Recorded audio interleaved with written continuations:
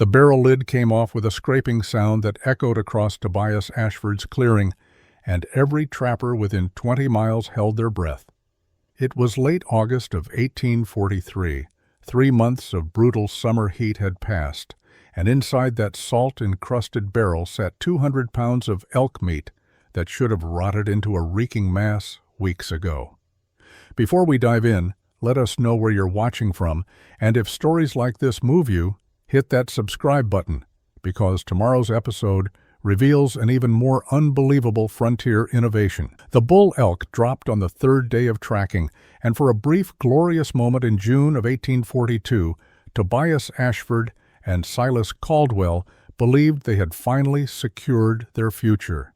The animal was massive, a mature bull that had been feeding well all spring on the rich grasses of the Wyoming Territory uplands. When they finished the butchering work, cutting carefully to preserve every usable portion, they had over 200 pounds of prime meat laid out on the tarps they had brought for exactly this purpose. 200 pounds represented more food than either man could eat in 3 months under normal circumstances. It was wealth in the most fundamental sense, the kind of hunting success that happened maybe twice in a good year.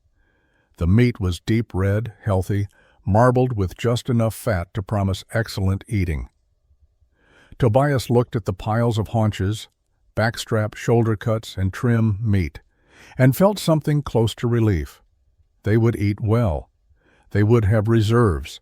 The constant pressure of frontier hunger would ease for the first time since he had come west 4 years earlier. Silas was already planning how they would manage it. They would smoke as much as they could handle immediately, maybe 40 pounds if they worked the smokehouse constantly for 5 days. They would eat fresh for the next week, taking advantage of the abundance. The rest, he said, with the casual acceptance of a man who knew no alternative, would simply have to be dealt with as best they could. The problem revealed itself within 2 days. The June heat in the low valleys where they had made their camp was substantial, temperatures climbing into the 80s by midday, and even though they had hung the meat in the shadiest spot they could find and covered it with damp canvas, the inevitable process had begun. The meat closest to the ground showed the first signs on the morning of the second day.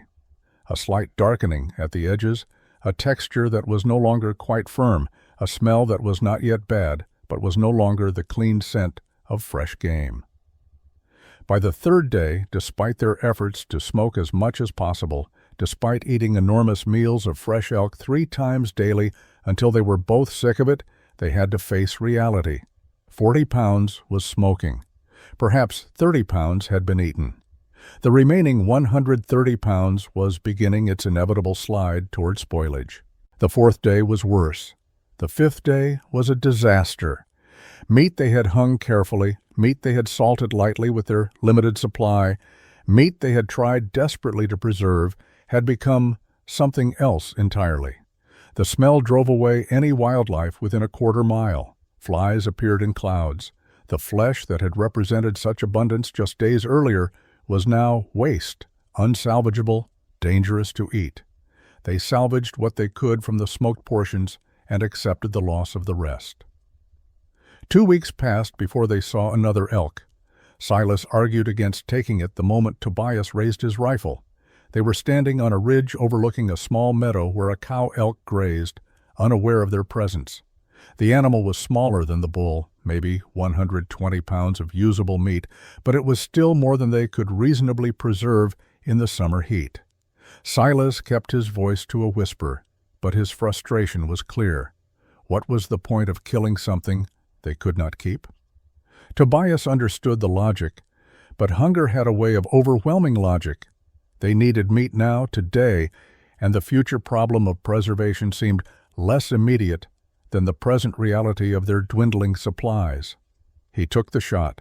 The elk dropped cleanly, and they spent the afternoon on the familiar work of butchering, hauling, and preparing the kill. Back at camp, they fell into the same desperate pattern they had followed 2 weeks earlier.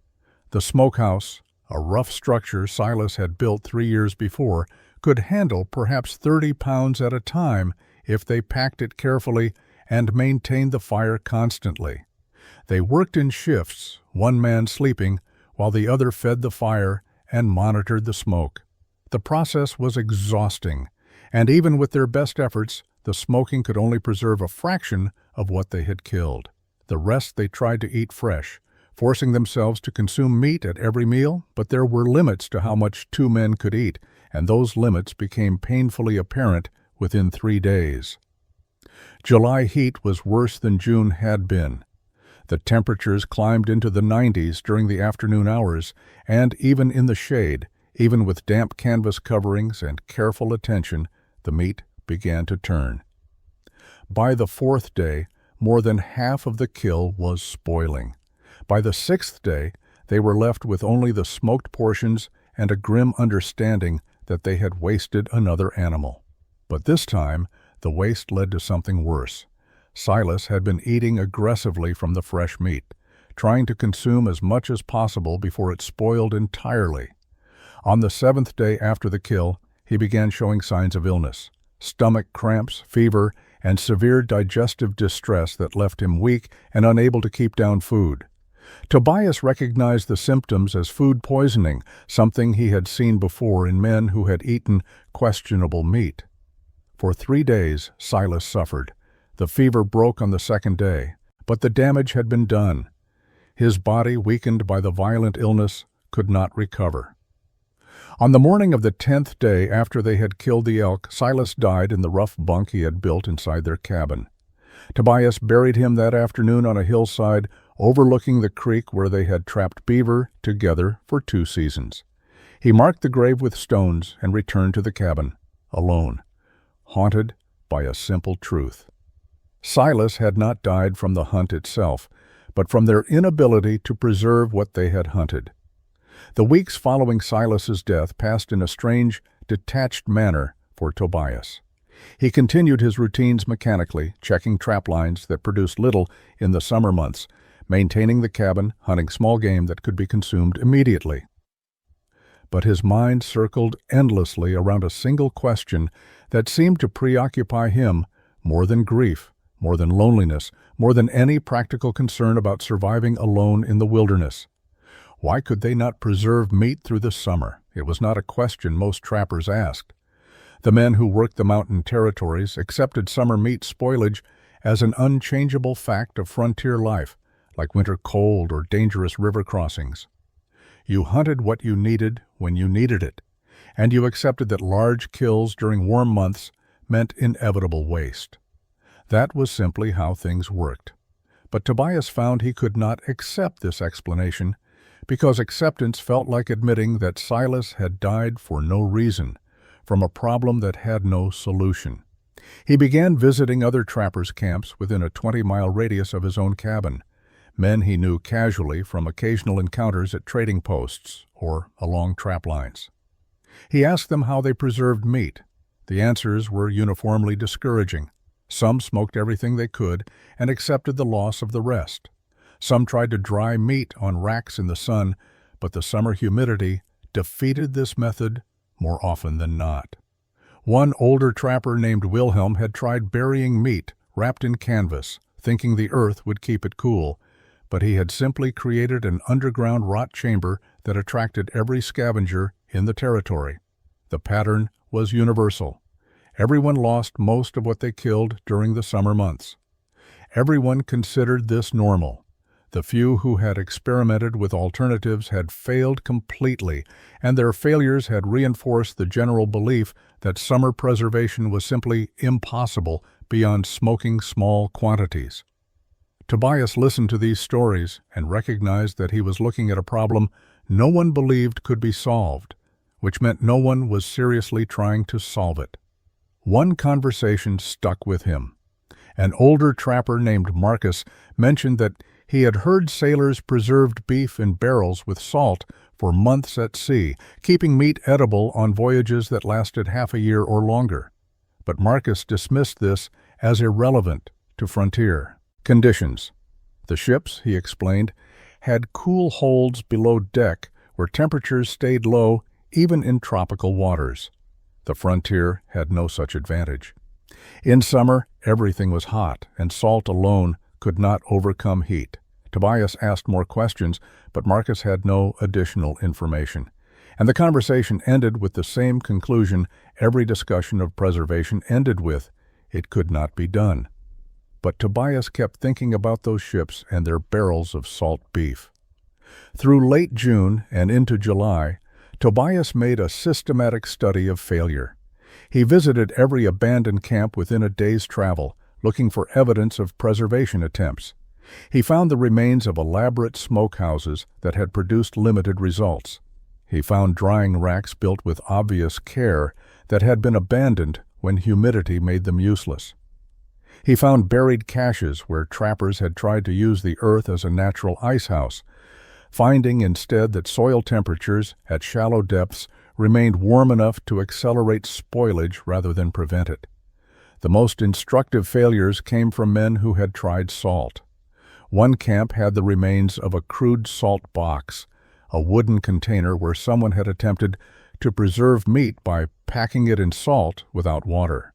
The method had failed because salt alone, without brine, could not penetrate deep into large cuts of meat, and the exterior had cured while the interior rotted. Another site showed evidence of a different approach: meat soaked in salt water and then hung to dry. This had also failed because the salt solution was not concentrated enough to truly preserve, and drying in humid air was nearly impossible. Tobias talked to every trapper he could find who had personal experience with preservation failures. A man named Robert had tried smoking meat and then sealing it in a barrel, thinking the combination would work. The meat had seemed fine initially, but when he opened the barrel after 3 weeks, he found that moisture trapped inside had created conditions for mold despite the smoking. Another trapper, Joseph, had attempted to preserve meat in rendered animal fat, sealing it from air completely. This had worked for a short time, but the fat itself had gone rancid in the heat, ruining everything. What Tobias learned from these failures was more valuable than any success story could have been. He understood that smoking alone was insufficient, that simple salting without proper technique was useless, that sealing meat without controlling the internal environment created new problems, and that humidity and heat were the fundamental enemies that no single method could overcome. But he also recognized something else.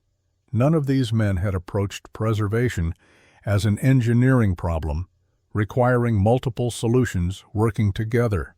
They had tried individual techniques, and when those techniques failed, they had given up.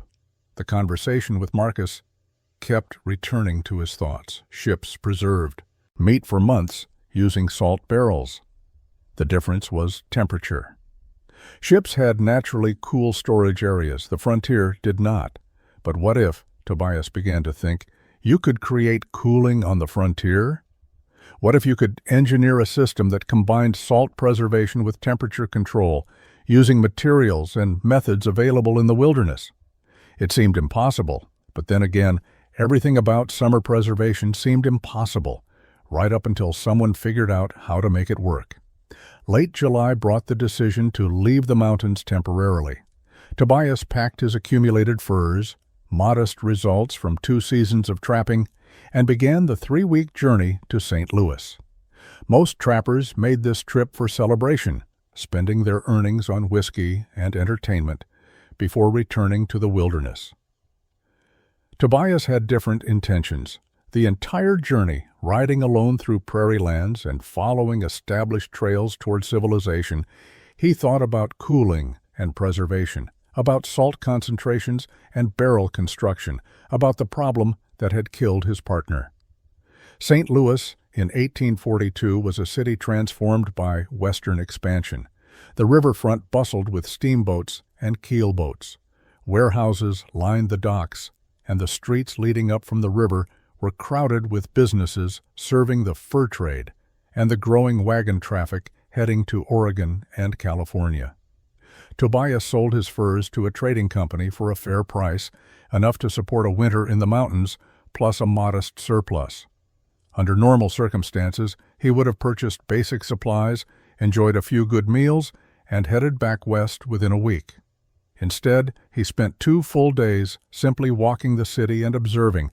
He visited cooperatives, standing outside and watching barrel makers shape staves, fit hoops, and test their work for leaks. He noted how they curved the wood, how they bound everything tight, how they created vessels that could hold liquids without seepage. He visited ice houses, massive insulated structures filled with blocks cut from frozen rivers during winter and preserved through summer. He examined the thick walls packed with sawdust, the drainage systems, the way cold could be maintained for months through proper insulation. He found a market where butchers sold fresh meat and questioned them about spoilage. They explained their methods, the constant battle against summer heat, the way they used ice when available, and accepted losses when it was not.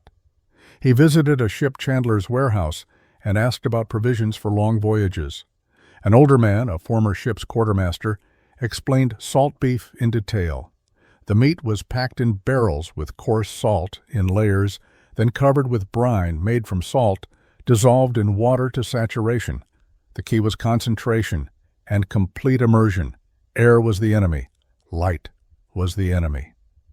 Warmth accelerated spoilage, but a cool, dark, fully brined environment could preserve meat indefinitely. Tobias asked why this method was not used on land. The quartermaster shrugged. On ships, barrels stayed cool in the hold, below the waterline, insulated by the ship itself and the ocean's temperature. On land, in summer, barrels would heat up, and heat would defeat even the best salt cure. It worked at sea because of conditions that could not be replicated elsewhere. But Tobias kept thinking about those ice houses, about insulation, about the way evaporating water created coolness, about root cellars built into hillsides that stayed naturally cool through Earth's insulation. What if you could combine these principles? What if a barrel could be kept cool through engineered methods rather than natural circumstance? The ideas were forming, rough and incomplete, but forming nonetheless. Tobias spent the next 5 days acquiring supplies that made no sense to anyone watching. His first purchase was salt, 60 pounds of coarse granular salt purchased from a wholesale merchant at frontier prices that made even the merchant raise his eyebrows. 60 pounds represented a substantial investment, nearly a third of what Tobias had earned from his furs. The merchant asked what possible use a single trapper had for such quantity. Tobias said only that he was experimenting with preservation and left before more questions could follow. The cooperative supplies came next. He purchased metal hoops in graduated sizes, a specialized draw knife designed for shaving wood to precise thickness, and several planes used for smoothing and shaping staves. These tools were not cheap, and they were heavy, adding significant weight to what he would need to transport back to the mountains. A barrel maker named Friedrich, a German immigrant who ran a small cooperative near the river, noticed Tobias examining tools with obvious unfamiliarity. Friedrich asked if Tobias knew cooperative work. When Tobias admitted he did not, Friedrich offered to teach him basics for a fee. They agreed on 3 days of instruction for $5, a significant sum, but one Tobias considered essential. Those 3 days were intensive. Friedrich showed him how to select wood, how to shape staves to the proper curve and taper, how to fit them together in temporary frames, how to heat and fit the metal hoops, and how to test for leaks. The work was far more difficult than Tobias had imagined, requiring precision and strength in equal measure. But he absorbed everything Friedrich taught him, taking notes in a small journal he had purchased for this purpose. Other trappers passing through St. Louis noticed Tobias's strange activities. 2 men he knew casually from previous visits, trappers named Henry and Thomas, saw him leaving Friedrich's cooperative with tools and asked what he was doing. When Tobias explained he was learning to build barrels for meat preservation, they laughed openly. Barrels were for liquids or for transporting goods back east. Why would a trapper waste time learning cooperative when he could buy barrels if he needed them? And what good would barrels do for meat anyway? Meat spoiled in summer regardless of what you put it in. Tobias did not argue. He finished his purchases, buying canvas for covering, additional rope, and a few specialized cutting tools. His final acquisition was a sturdy pack mule necessary to transport the salt and tools back to the mountains. When he left St. Louis in mid-August, his supplies were unusual enough that other travelers asked questions he deflected with vague answers. He was trying a new preservation method. He was experimenting. The details remained his own, partly because he was not certain the details would work. Tobias returned to his cabin in late August to find his nearest neighbor, Ezekiel Hartwell, had been checking on the property during his absence. Ezekiel lived about 8 miles south and occasionally stopped by when traveling his trap lines. He was waiting when Tobias arrived, curious about the extended absence and immediately more curious about the heavily loaded mule. Ezekiel helped unload supplies, his questions growing more pointed as he saw the salt, the cooperage tools, and the canvas. When the 60 pounds of salt came off the mule in 4 heavy canvas bags, Ezekiel's expression shifted from curiosity to concern. That amount of salt represented serious money, more than most trappers spent on supplies for an entire season. What possible use could Tobias have for such quantity? Tobias explained his plan as simply as he could. He intended to preserve meat through summer using salt barrel methods adapted from ocean voyage techniques. He would build a proper barrel, use layered salt and brine, and create insulation to keep the barrel cool, despite external heat. Ezekiel listened to the entire explanation, then began laughing. Not cruel laughter, but the genuine amusement of a man hearing something absurd presented as serious intent. Summer preservation was impossible. Everyone knew this, and the idea that Tobias could solve this problem with a barrel and expensive salt was fantasy. Ezekiel pointed out the obvious problems. The salt alone cost a fortune. The time to learn cooperage and build a proper barrel would take weeks that could be spent trapping. And even if Tobias built a perfect barrel and used correct salt ratios, the summer heat would still defeat him. Ships had cool holds. The frontier had nothing but hot air. Tobias remained calm, explaining that he believed insulation and evaporative cooling could compensate for lack of natural coolness. Ezekiel's amusement turned to something closer to pity. He clearly thought Tobias had been affected by Silas's death, perhaps spending money and effort on an impossible project as some form of grief response. He advised Tobias to return the salt if possible, to sell the cooperage tools, and to accept that some problems could not be solved, no matter how much a man wished otherwise. Word of Ashford's salt obsession spread quickly through the scattered trapping community. Within 2 weeks, 3 other trappers had stopped by to see the supplies and hear the plan. Their reactions ranged from amusement to concern to outright mockery. One man, a trapper named Douglas, calculated the costs openly: 60 pounds of salt, plus tools, plus a mule, plus time away from trapping, plus the weeks of construction ahead, all represented months of potential income wasted on a method that could not possibly work. Douglas suggested Tobias had lost his mind to grief and should reconsider before wasting more time and money on Ashford's Folly, a name that stuck immediately. Late August brought cooler temperatures that made physical work more bearable, and Tobias began the barrel construction with the methodical focus of a man who understood he was attempting something that would either validate or destroy his entire theory. The first task was selecting proper wood. Friedrich had emphasized that barrel making required specific timber, and Tobias spent 3 full days walking through the surrounding forest, examining trees before making his selections. White oak was ideal, Friedrich had said, because it was strong, had tight grain that resisted leaking, and could be shaped without splitting. Tobias found several white oaks of appropriate size, trees that were straight-grained and free from major knots.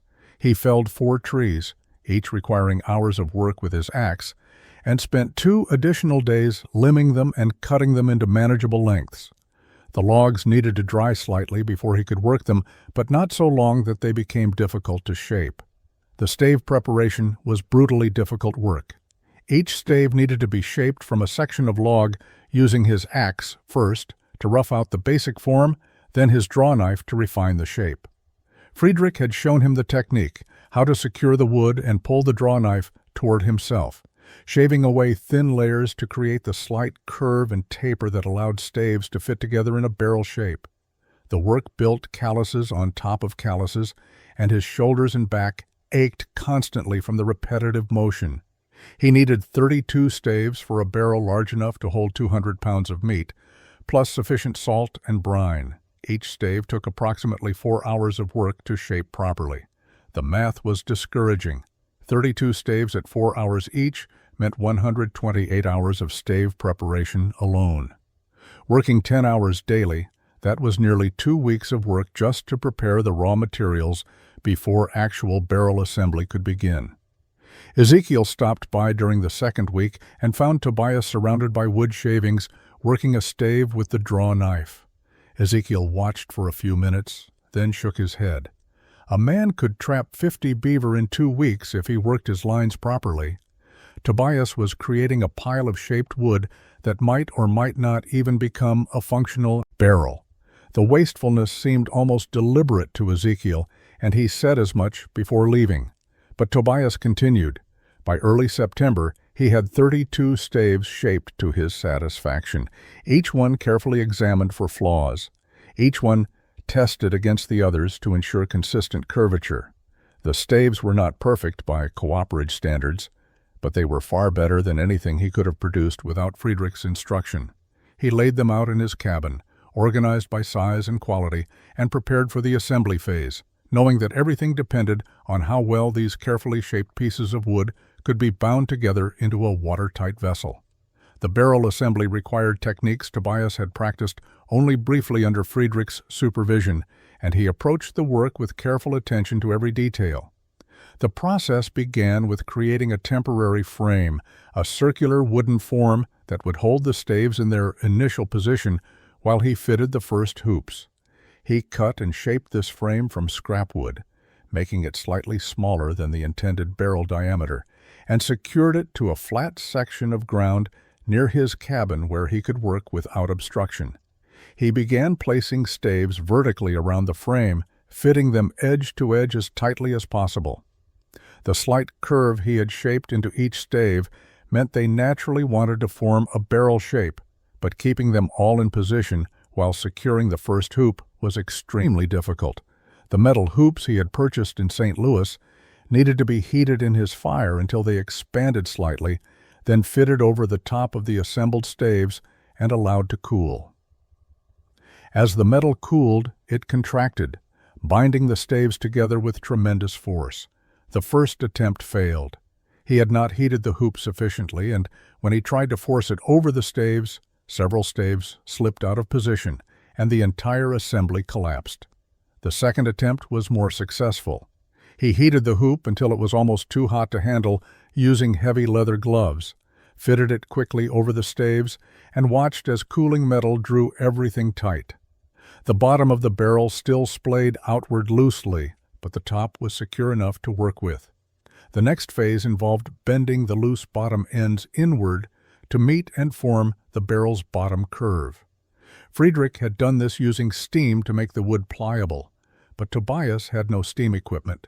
Instead, he built a small fire around the outside of the barrel's base, carefully heating the wood until it became flexible enough to bend. This was dangerous work, requiring constant attention to prevent the wood from scorching or catching fire, but gradually the staves bent inward, and he was able to fit additional hoops to secure the bottom portion. The complete assembly took a full week of careful adjustment. Each hoop needed to be positioned exactly right, heated and fitted, then allowed to cool completely before he could assess whether the barrel held its shape properly. He added 4 hoops in total, 2 near the top and 2 near the bottom, creating the structural integrity necessary to hold heavy contents under pressure. Testing for leaks was the final critical step. He filled the barrel with water and watched carefully for any seepage between staves. Multiple leaks appeared immediately, small streams of water escaping from gaps he had thought were tight enough. He emptied the barrel, allowed it to dry, and began the tedious process of fitting thin wooden shims into the gaps, then refilling to test again. This process repeated 4 times before the barrel finally held water without visible leakage. The construction had taken 5 full weeks from the first tree felling to the completed, tested vessel. With the barrel completed and tested, Tobias turned his attention to the problem that had haunted him since his conversations in St. Louis. The barrel itself was merely a container. Without a method to keep it cool through summer heat, it was simply an expensive vessel in which meat would spoil more slowly than in open air, but would still ultimately spoil. The ship's quartermaster had emphasized that salt preservation required cool conditions, and ships provided this naturally through their below-deck holds. Tobias needed to engineer cooling where none existed naturally.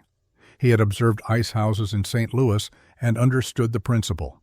Thick insulation prevented external heat from reaching the cool interior.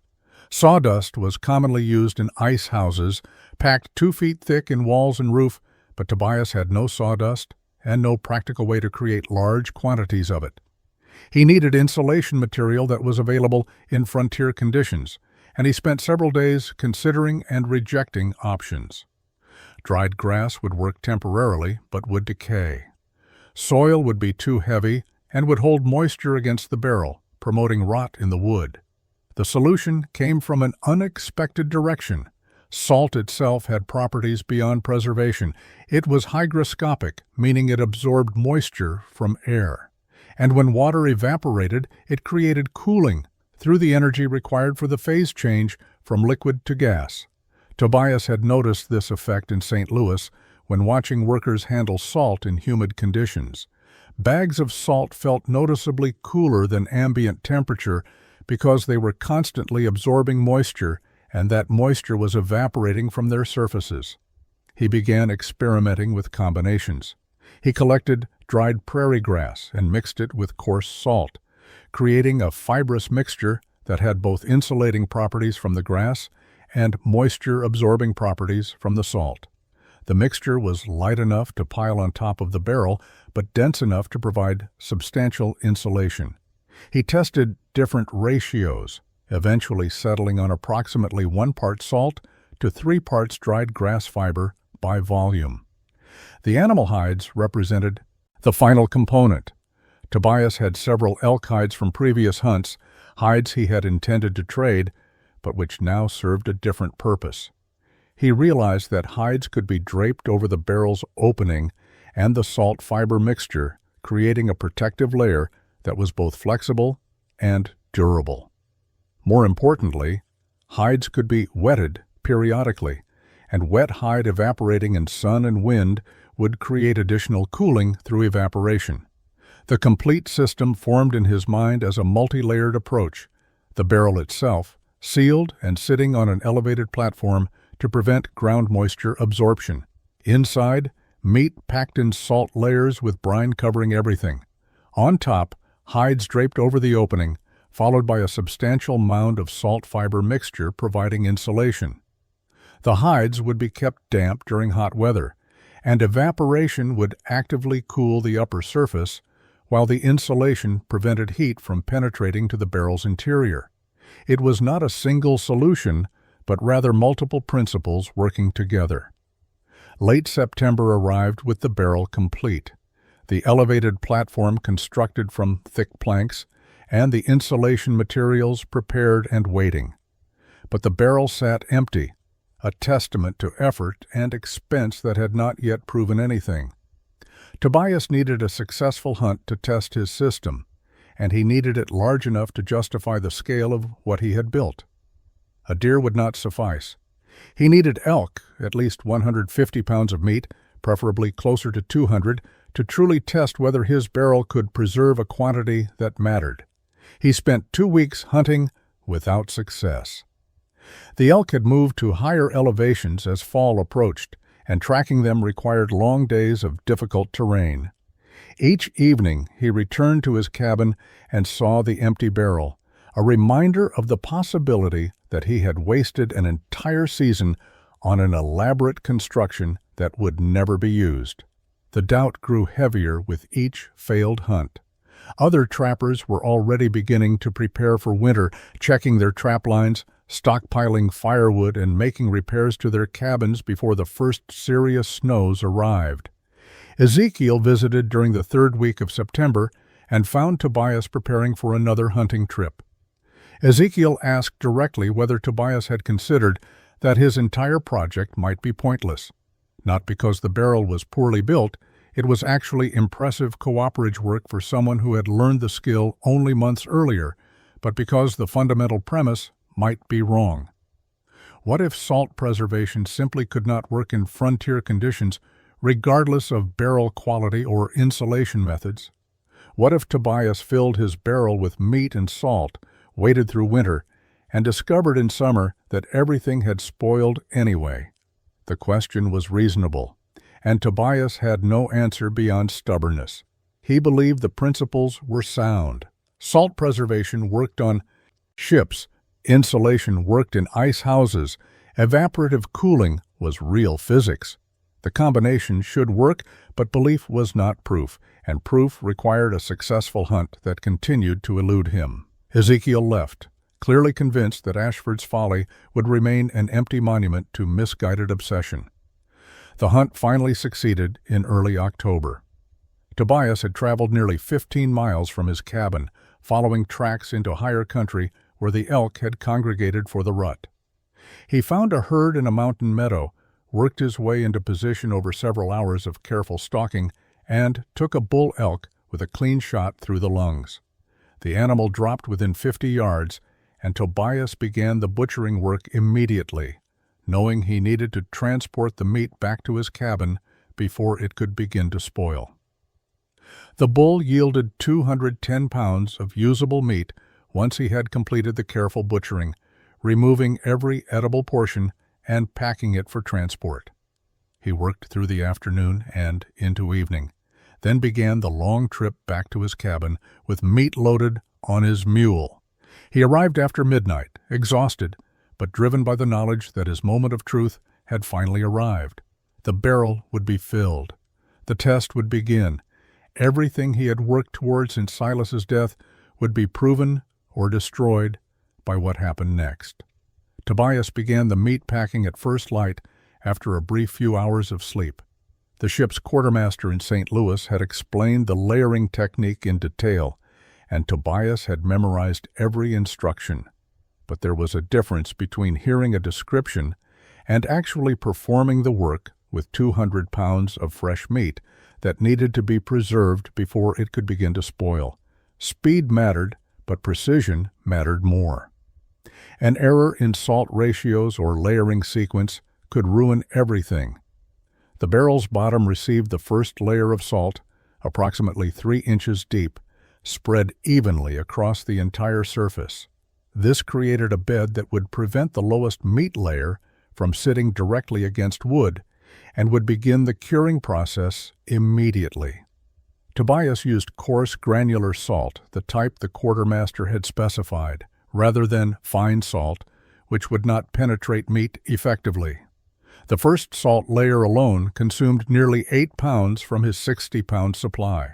The first meat layer consisted of the largest haunches, the substantial cuts from the elk's hind quarters. He rubbed each piece thoroughly with salt, coating every surface, ensuring the salt made contact with all exposed flesh. The rubbing process was more vigorous than he had expected it needed to be, really working the salt into the meat's surface, creating a thick crust. He arranged these salted haunches across the bottom salt layer, fitting them together efficiently, but leaving small gaps for brine circulation. Another salt layer followed, perhaps 2 inches thick this time, covering the first meat layer completely. Then another meat layer, this time using shoulder cuts and backstrap pieces, again rubbed thoroughly with salt before placement. The pattern continued. Salt, meat, building upward through the barrel's interior. Tobias worked methodically, checking his salt supply periodically and adjusting his layer thickness to ensure he would have sufficient salt for the entire process. The layering took most of the morning.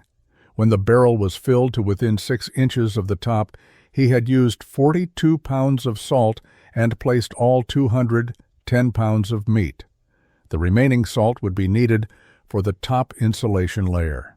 Now came the brine, the critical component the quartermaster had emphasized. He had prepared this the night before, boiling water and dissolving salt into it until no more salt would dissolve, creating a fully saturated brine solution. The solution had cooled overnight, and he now poured it carefully into the barrel, filling gaps between meat pieces, ensuring complete coverage. The brine needed to cover all meat completely, leaving no air pockets where bacterial growth could begin. He added brine until liquid reached the top meat layer, then added slightly more, ensuring total immersion. The barrel was now a sealed environment, saturated with salt, excluding air, creating conditions where meat-spoiling bacteria could not survive. He placed the heavy wooden lid over the top, then draped the elk hides he had prepared across the lid and down the barrel's sides. Over the hides, he piled the salt fiber mixture he had created, forming a mound approximately 8 inches thick that covered the entire top surface. The work was complete by early afternoon. Tobias stepped back, exhausted, and looked at what he had created. The barrel sat on its elevated platform, insulated, sealed, containing 210 pounds of elk meat in salt brine that would either preserve perfectly or spoil expensively. October passed into November, with temperatures dropping steadily and the first snows dusting the higher elevations. Tobias returned to his normal routines, running his trap lines, processing the few beaver pelts he managed to catch in the increasingly cold weather, and preparing his cabin for the winter that was rapidly approaching. The barrel sat undisturbed on its platform, a presence he was aware of constantly, but tried not to think about obsessively. He opened the barrel once in late October, lifting the hide covering and salt fiber insulation, removing the wooden lid, and examining the contents. The brine level had dropped slightly as the salt and meat absorbed liquid, and he added more saturated brine to ensure complete coverage. The meat beneath the surface appeared unchanged. The salt cure was clearly working, but this early test proved nothing. October was cool enough that many preservation methods worked adequately. The true challenge would come when summer heat arrived. Winter brought the isolation that was normal for frontier life. Snow closed many of the trails, and Tobias saw no other trappers for weeks at a time. He spent long evenings in his cabin, maintaining his gear, reading the few books he owned repeatedly, and trying not to fixate on the barrel outside. The irony was not lost on him. He had built an elaborate system to preserve meat through summer, but now winter had arrived, and winter's natural cold made preservation trivial. Any meat he hung outside would freeze solid and keep indefinitely until spring thaw. The barrel's purpose would not be tested for months. Spring would come in April, temperatures would rise through May, and by June and July, the brutal summer heat that had killed Silas would return. That was when Tobias would discover whether his system worked or whether he had spent an entire season and a substantial portion of his resources on an elaborate failure. The uncertainty was difficult to live with, but there was no way to accelerate the test. Time would provide the only answer that mattered. Ezekiel visited once during winter, traveling on snowshoes to check on Tobias and see if he needed any assistance.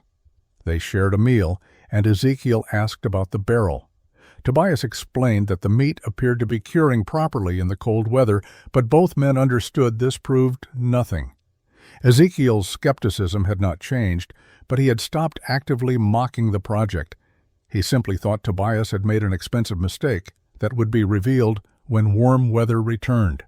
They talked about other subjects, trapline conditions and snow depth, and the prospects for spring trapping, and Ezekiel left the next morning. The winter months crawled past. January was brutally cold. February brought heavy snows, and March showed the first signs of thaw. Through it all, the barrel sat sealed and waiting, its contents hidden beneath layers of hide and salt fiber insulation, slowly curing in the cold, dark environment Tobias had created. He checked it monthly, adding brine when necessary, ensuring the seal remained intact, and watching for any signs of failure.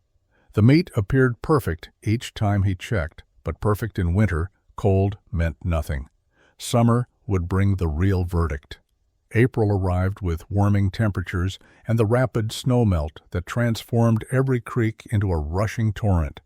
Tobias opened the barrel in mid-April for the first substantial test, lifting away the hide covering and salt fiber insulation, removing the wooden lid, and reaching into the cold brine to extract one of the haunches he had packed 6 months earlier. The meat that emerged was firm, thoroughly cured, and showed no signs of spoilage. The salt had penetrated completely, the brine had prevented air exposure, and the cool conditions through winter had allowed the cure to work perfectly. He cut a portion of the haunch, rinsed it thoroughly to remove surface salt, and cooked it over his fire. The meat was edible, definitely salty despite the rinsing, but it was preserved meat, not fresh, and preserved meat always carried strong salt flavor. More importantly, it was not spoiled. The texture was firm, the color was good, and eating it caused no ill effects. The barrel had successfully preserved meat through winter, which was encouraging but not conclusive. Ezekiel visited within a week of this first opening, and Tobias showed him the preserved meat, offering him a portion to examine. Ezekiel admitted the meat looked good, but he pointed out the obvious limitation. Winter preservation was not difficult. The barrel had sat in near freezing or below freezing temperatures for 6 months. Under those conditions, almost any method would work. The real test would come when summer temperatures climbed into the 80s and 90s, when the barrel would be exposed to heat that had defeated every other preservation attempt. Tobias agreed completely. He was not celebrating success because success had not yet been proven. He removed approximately 20 pounds of meat from the barrel, enough to feed himself for several weeks.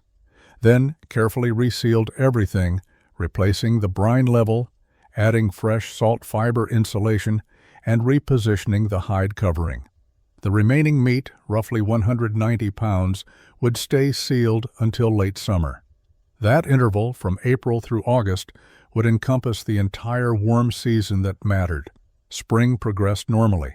Temperatures rose through May, reaching the 60s during afternoon hours, and by early June, daytime temperatures were regularly in the 70s. Tobias monitored the barrel closely during this transition period. He began wetting the hide covering each morning, soaking it thoroughly with water from the nearby creek. As the day warmed and the wet hide dried, he could feel coolness radiating from the evaporating moisture. The effect was subtle but noticeable. The barrel's surface felt cooler than the surrounding air temperature, suggesting the evaporative cooling he had designed was actually functioning. Other trappers began returning from their spring travels, selling furs, restocking supplies, and preparing for summer.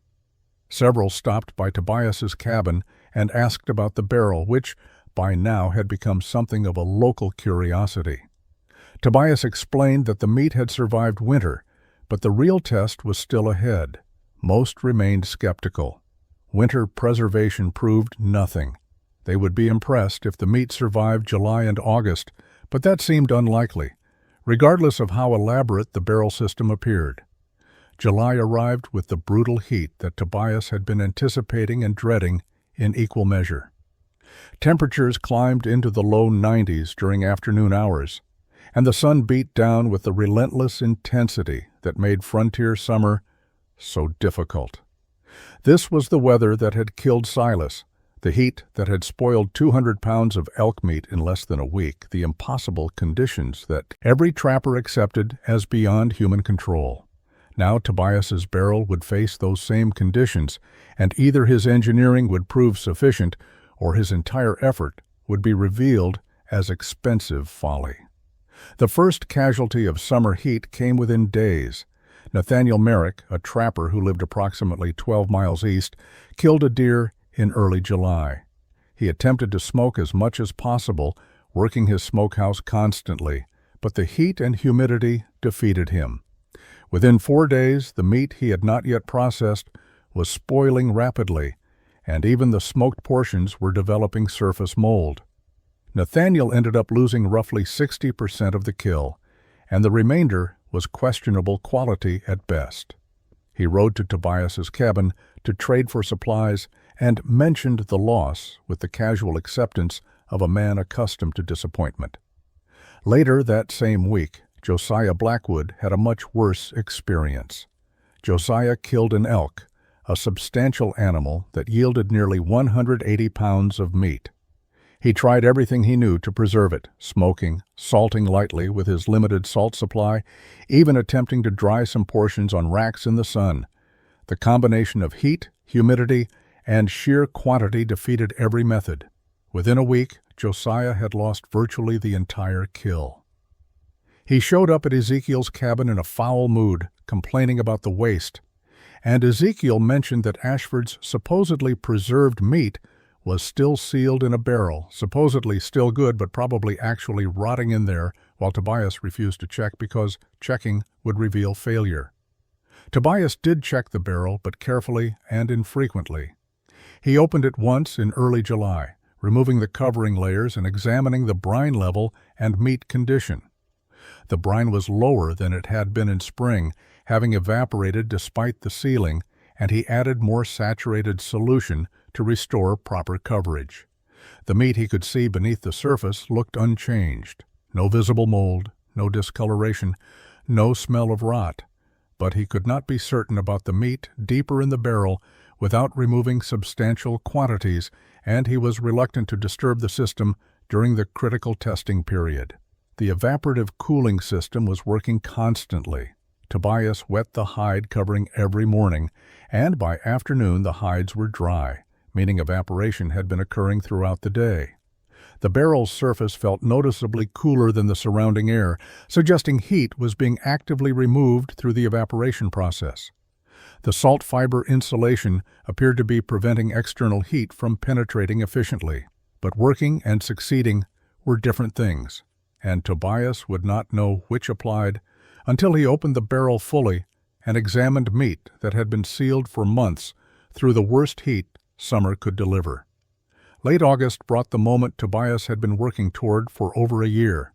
He sent word, through Ezekiel, that he would be opening his barrel on the 24th day of the month, and anyone interested in seeing the results was welcome to attend. The invitation was partly confidence and partly insurance. If the meat had spoiled, witnesses would at least confirm he had tried. If it had preserved, witnesses would verify that summer preservation was actually possible, and the technique could spread without skepticism about whether Tobias was fabricating success. Ezekiel arrived first, riding in early morning with obvious curiosity mixed with expectation of failure. Nathaniel Merrick came next, having heard about the opening from another trapper. Josiah Blackwood arrived last, still bitter about his recent elk loss and openly hoping Tobias had failed, so at least he would not be alone in his summer preservation defeat. The 4 men stood near the barrel, and Tobias explained what he was about to reveal. The elk had been killed in early October of the previous year. Nearly 11 months had passed. The meat had been sealed in salt brine with multiple insulation and cooling layers. Summer heat had tested the system for 3 full months. He began removing the covering layers. The hide came off first, dried and stiff from repeated wetting and drying cycles. Beneath the hide, the salt fiber insulation had compressed somewhat, but remained intact. He removed this layer, exposing the wooden barrel lid underneath. The lid came off with some effort, sealed by dried brine around its edges, and the interior of the barrel was revealed.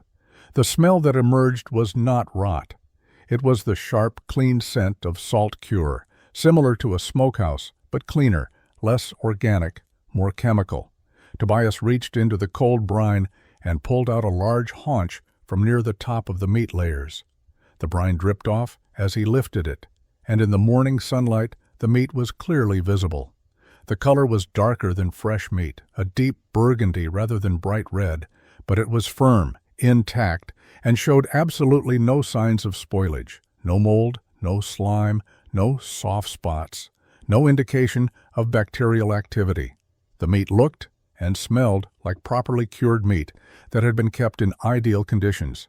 Ezekiel stepped forward and examined the haunch closely, touching it, smelling it, clearly trying to find evidence of problems. He found none.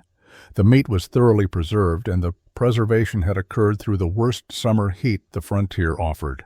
Nathaniel asked to see meat from deeper in the barrel, concerned that perhaps surface meat had survived while interior meat had spoiled. Tobias reached deeper, extracting a different cut from lower in the barrel. It was identical, firm, and well cured, and showing no spoilage whatsoever. Tobias cut a portion from the haunch, rinsed it to remove surface salt, and cooked it over a fire he had prepared for this purpose. The meat cooked normally, and when he tasted it, the flavor was heavily salted but otherwise good. He offered portions to the others. All three men tasted it, and none could identify any problems. The meat was edible, nutritious, and had been perfectly preserved for nearly a year, including 3 months of brutal summer heat. Word of the successful preservation spread through the scattered trapping community with surprising speed. Within 2 weeks, 5 different trappers had visited Tobias's cabin to see the barrel and hear detailed explanations of how the system worked. Tobias shared everything freely, holding nothing back, explaining the cooperage techniques, the salt layering ratios, the brine concentration, the salt fiber insulation, the hide covering, and the importance of evaporative cooling through regular wetting. He emphasized that the system required substantial initial investment in salt and construction time, but the results justified the expense. Nathaniel Merrick was the first to adopt the method. He had the advantage of having witnessed the barrel opening and having tasted the preserved meat himself, which removed any skepticism about whether the method actually worked. He traveled to the nearest trading post, purchased 40 pounds of salt at considerable expense, and began building his own barrel using Tobias's instructions. Nathaniel's cooperage skills were limited, and his first barrel leaked badly, but he persisted, learned from his mistakes, and eventually produced a functional vessel. By late September, he had his own preservation system ready for testing. Others remained skeptical despite the demonstrated success. The cost was a significant barrier. 40 to 60 pounds of salt represented a major investment for men who often operated on minimal cash reserves. The time required for barrel construction was equally daunting. Men who were accustomed to building a cabin in 4 days looked at 5 weeks of cooperage work and calculated the opportunity cost in lost trapping time. Some openly stated that they would rather accept summer meat losses than invest so heavily in an unproven method, despite the fact that Tobias had literally proven the method worked. But the dramatic validation continued to convince people. In the spring of 1844, Nathaniel successfully preserved a deer through the summer using his barrel. Josiah Blackwood, impressed by both Tobias's and Nathaniel's results, built his own barrel despite his initial skepticism.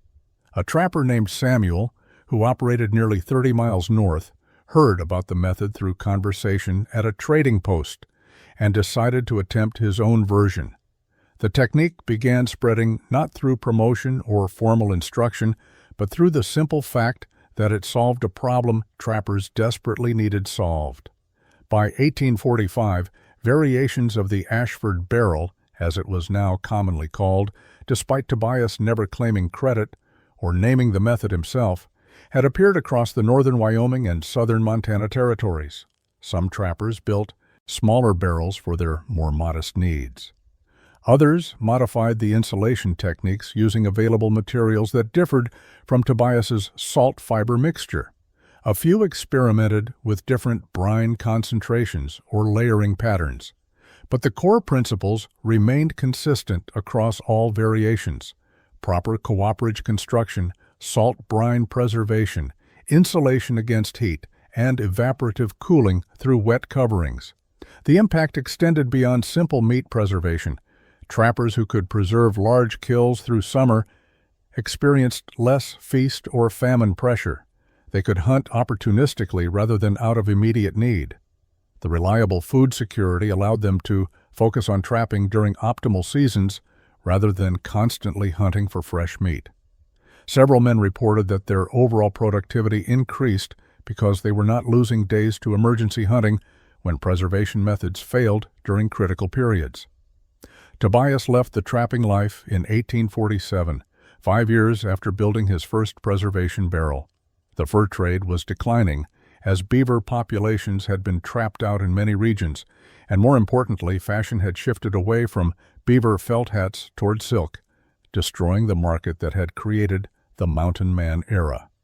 He sold his cabin and trap lines to a younger man just arriving in the territory, packed his modest savings, and traveled east to Iowa Territory, where land was available under favorable terms for settlers willing to farm. He purchased a small farm near a settlement that would eventually become the town of Cedar Falls, built a simple house, and began the work of clearing land and establishing crops. In 1849, he married a woman named Catherine, daughter of another farming family in the area. They had 4 children over the following years, and Tobias lived the quiet life of a frontier farmer, dealing with the usual challenges of weather, crops, and raising a family far from established civilization. He never spoke much about his trapping years, and his children grew up knowing only that their father had once worked in the mountains before settling into farming. He died in 1871 at age 58, a fairly normal lifespan for the era, and was buried in a small cemetery outside Cedar Falls.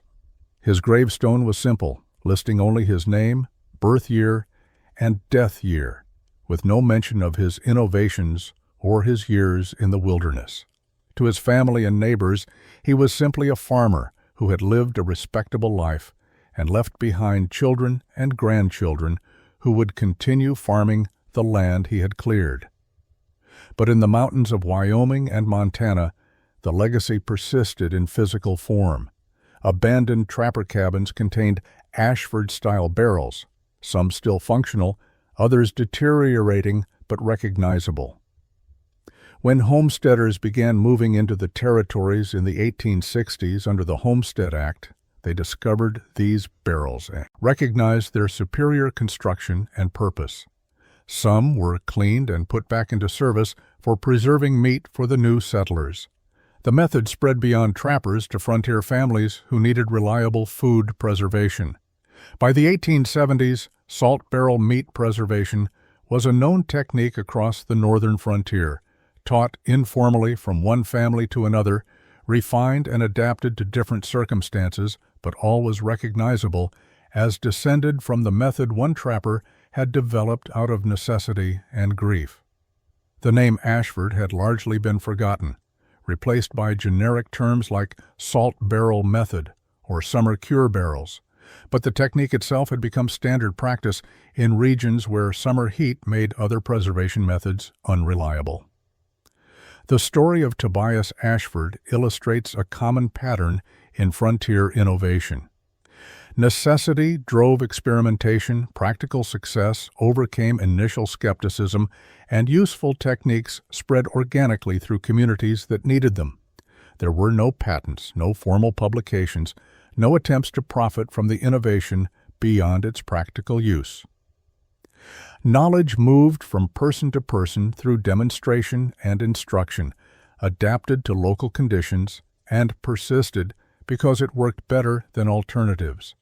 The impossible became routine not through dramatic revelation, but through quiet, persistent proof that summer meat preservation was achievable with proper engineering and sufficient salt.